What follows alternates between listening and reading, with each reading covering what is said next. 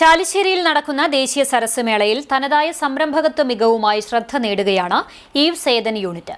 വെറും 2 കിലോ തേയില വാങ്ങി പൊടിച്ച് പാക്ക് ചെയ്ത് വിപണനം ആരംഭിച്ച ടിന ബിനോയ് എന്ന സംരംഭക ഇന്ന് പ്രതിമാസം 350 കിലോയോളം ചായപ്പൊടിയാണ് വിപണിയിലെത്തിക്കുന്നത്. കൊച്ചി വെസ്റ്റ് CDSലെ ലക്ഷ്യ അയൽക്കൂട്ടമംഗമായ ടിനയുടെ കഠിനാധ്വാനത്തിന്റെ കഥ കൂടിയാണ് ഈ സംരംഭം. ഗുണമേന്മയുള്ള തേയിലയ്ക്കും കാപ്പിപ്പൊടിക്കുമായി മൂന്നാർ, നീലഗിരി എന്നിവിടങ്ങളിൽ നിന്ന് നേരിട്ടാണ് തേയില എത്തിക്കുന്നത്. കാപ്പിക്കുരു വയനാട്, ചിക്മംഗളൂർ തുടങ്ങിയ സ്ഥലങ്ങളിൽ നിന്നും ശേഖരിക്കുന്നു. നിലവിൽ സ്വന്തമായി മെഷീനുകൾ ഒന്നുമില്ലാത്തതിനാൽ പുറത്തുനിന്നുള്ള മെഷീനറികളെ ആശ്രയിച്ചാണ് ഇവ പൊടിച്ച് പാക്കറ്റുകളിലാക്കുന്നത്.